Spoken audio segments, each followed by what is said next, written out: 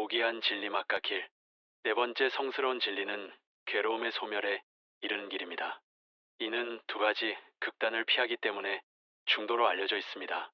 하나의 극단은 낮고 평범하고 무익하며 보통 사람들의 방식인 감각의 쾌락을 통한 행복을 추구하는 것입니다. 다른 하나는 고통스럽고 무가치하며 무익한 금욕주의의 다양한 형태로 자기 고행을 통해 행복을 추구하는 것입니다. 처음에는 이 두 극단에 지쳤고 그것들이 쓸모없다는 것을 알게 된 부처님께서는 개인적인 경험을 통해 고요함, 통찰, 깨달음, 열반으로 이끄는 비전과 지시를 제공하는 중도를 발견하셨습니다. 이 중도는 일반적으로 고귀한 팔정도라고 불리는데 그 이유는 이 길은 8가지 범주 또는 구분으로 구성되어 있기 때문입니다. 1점 올바른 이해, 2점 바른 생각, 3점 올바른 연설, 4점 올바른 행동, 5점 올바른 생계, 6점 올바른 노력, 7점 올바른 마음 챙김, 8점 올바른 집중력. 실제로 부처님께서 45년 동안 헌신하신 가르침 전체가 어떤 식으로든 이 길을 다루고 있습니다. 그분은 사람들의 발전 단계와 그분을 이해하고 따르는 능력에 따라 다양한 방법과 다른 말로 그것을 설명하셨습니다. 그래서 불경에 흩어져 있는 수천 가지 법문의 본질은 팔정도에서 찾아볼 수 있습니다. 도의 8개 범주의 구분을 위의 목록에 나와 있는 번호 순서대로 차례로 따르고 수행해야 한다고 생각해서는 안 됩니다. 그것들은 가능한 한 각 개인의 능력에 따라 어느 정도 동시에 개발되어야 합니다. 그것들은 모두 서로 연결되어 있고 각각은 다른 것의 수련을 돕고 있습니다. 이 8가지 요소는 불교 수행과 규율의 3가지 필수 요소, 즉의 윤리적 행위, 비정신적 규율리치 지혜를 촉진하고 완성하는 것을 목표로 합니다. 그러므로 우리가 8가지 길을 분류하고 이 3가지 목적에 따라 설명한다면 길의 8부분을 일관되고 더 잘 이해하는 데 더 도움이 될 것입니다. 윤리적 행위는 부처님의 가르침의 기초가 되는 모든 생명체에 대한 보편적 사랑과 연민이라는 광대한 개념 위에 세워졌습니다. 많은 학자들이 불교에 관해 이야기하고 글을 쓸 때 부처님 가르침의 이 위대한 이상을 망각하고 무미건조한 철학적, 형이상학적인 논변에만 빠져 있다는 것은 유감스러운 일입니다. 부처님은 많은 사람의 이익을 위해, 많은 사람의 행복을 위해 세상에 대한 자비심에서 가르침을 주셨습니다. 불교에 따르면 사람이 완벽해지기 위해서는 2가지 자질을 동등하게 개발해야 합니다. 한쪽에는 자비심이 있고 다른 한쪽에는 지혜가 있습니다. 여기서 연민은 사랑, 자선, 친절, 관용 및 정서적 측면의 고귀한 특성, 즉 마음의 특성을 나타내는 반면 지혜는 지적인 측면 또는 마음의 특성을 나타냅니다. 지적인 것을 무시하고 감정적인 것만 키우면 선한 바보가 될 수도 있습니다. 반면에 감정적인 부분을 무시하고 지적인 부분만 발전시키면 타인에 대한 감정이 없는 완고한 지성으로 변할 수도 있습니다. 그러므로 완벽해지려면 2가지를 동등하게 발전시켜야 합니다. 이것이 바로 불교 생활 방식의 목표입니다.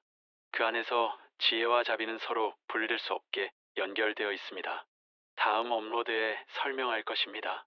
우리는 이제 사랑과 연민의 기초한 윤리적 행위는 고귀한 8정도의 3가지 요소, 즉 올바른 말, 올바른 행동, 올바른 생계가 포함되어 있음을 알았습니다.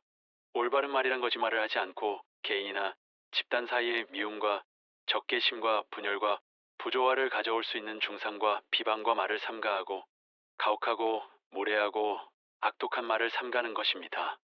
욕설과 게으르고 쓸모없고 어리석은 말과 수군거리는 말을 하지 마십시오. 이러한 형태의 그릇되고 해로운 말을 삼가하면 자연스럽게 진실을 말해야 하며 친절하고 자비롭고 즐겁고 온화하고 의미 있고 유용한 말을 사용해야 합니다. 함부로 말해서는 안 됩니다. 말은 적절한 때와 장소에서 이루어져야 합니다. 유용한 말을 할 수 없다면 고상한 침묵을 지켜야 합니다. 올바른 행동은 도덕적이고 명예롭고 평화로운 행동을 장려하는 것을 목표로 합니다. 생명을 파괴하는 일, 도둑질하는 일, 부정직한 거래, 음란한 성관계를 멀리하고 다른 사람들이 평화롭고 영예로운 삶을 옳게 살도록 도와야 한다고 권고합니다. 올바른 생계란 무기, 살상무기 거래, 술, 독극물 거래, 동물 살해, 사기 행위 등 남에게 해를 끼치는 직업을 통해 생계를 유지하지 않고 다음과 같은 직업으로 생활해야 함을 의미합니다. 명예롭고 흠이 없으며 다른 사람에게 해를 끼치는 일이 없어야 합니다. 불교가 무기와 치명적인 무기 거래를 사악하고 부당한 생계, 수단으로 규정할 때 불교는 어떤 종류의 전쟁에도 강력히 반대한다는 사실을 분명히 알 수 있습니다.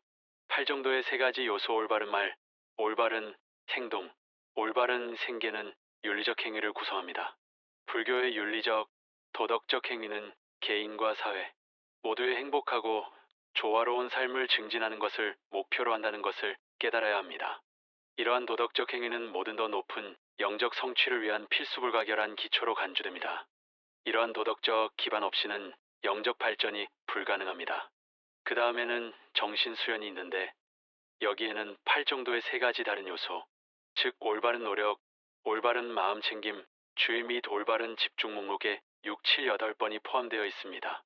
올바른 노력은 이 악하고 불건전한 마음 상태가 일어나는 것을 막고 이미 사람 안에 일어난 악하고 불건전한 상태를 제거하고 또한 사마직 일어나지 않은 선하고 선한 마음 상태를 일으키고 내 사람 안에 이미 존재하는 선하고 선한 마음 상태를 발전시키고 완성시키는 것입니다.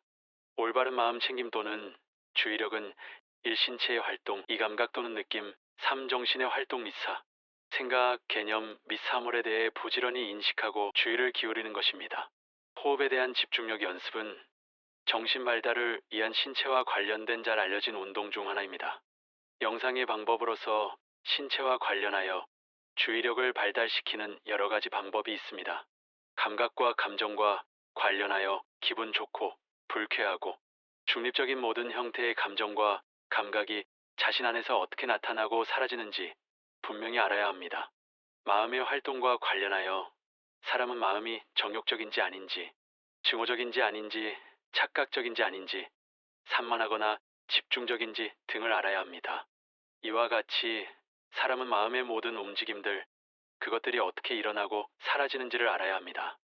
아이디어, 생각, 개념, 사물에 관해서는 그 본성, 어떻게 나타나고 사라지는지, 어떻게 발전되는지, 어떻게 억압되고 파괴되는지 등을 알아야 합니다. 이 네 가지 형태의 정신문화 또는 영상은 사티파타나스타, 마음 챙김의 설정에서 자세히 다루어지고 있습니다. 정신 수양의 세 번째이자 마지막 요인은 올바른 집중력으로 4단계로 이어지는 정욕, 가욕, 나른함, 걱정, 불안, 회의적인 의심과 같은 정욕과 특정한 불결한 생각들은 버리고 특정한 정신 활동과 함께 희로애락의 감정은 유지됩니다. 이 단계에서는 모든 지적 활동이 억제되고 마음의 평온함과 일점성이 발달하며 희로애락의 감정은 여전히 유지됩니다. 3단계에서는 마음의 평정심과 더불어 행복의 성향이 여전히 남아있는 가운데 적극적인 감각인 희로애락의 감정도 사라집니다. 4단계에서는 희로애락의 모든 감각이 사라지고 순수한 평정심과 자각만 있게 됩니다. 따라서 마음은 올바른 노력, 올바른 마음 챙김, 올바른 집중을 통해 훈련되고 단련되고 발달됩니다. 나머지 두 가지 요소, 즉 올바른 생각과 올바른 이해가 지혜를 구성합니다. 바른 사상이란 사심 없는 체념이나 이탈, 사랑에 대한 생각, 비폭력에 대한 아웃 등의 사유를 의미하며 이는 모든 존재에 확대된 것입니다. 여기서 주목해야 할 점은 사심 없는 이탈, 사랑과 비폭력에 대한 생각들이 지혜의 편에 묶이는 것입니다. 이것은 참된 지혜가 이러한 고귀한 자질들을 지니고 있으며 개인적이든 사회적이든 정치적이든 모든 삶의 영역에서 이기적인 욕망, 악의지, 증오와 폭력에 대한 모든 생각들이 지혜의 결핍의 결과임을 분명히 보여줍니다. 바른 이해는 있는 그대로의 사물을 이해하는 것이며 있는 그대로의 사물을 설명하는 것이 사성진입니다. 바른 이해는 그러므로 궁극적으로 사성진리에 대한 이해로 환원됩니다. 이 이해는 궁극적인 실제를 보는 가장 높은 지혜입니다. 불교에 따르면 이해는 두 가지 종류가 있는데 우리가 일반적으로 이해라고 부르는 것은 지식이 축적된 기억, 어떤 주어진 자료에 따라 어떤 대상을 지적으로 파악하는 것입니다. 이를 그에 따라 알미라고 합니다. 그리 깊지 않은 것입니다.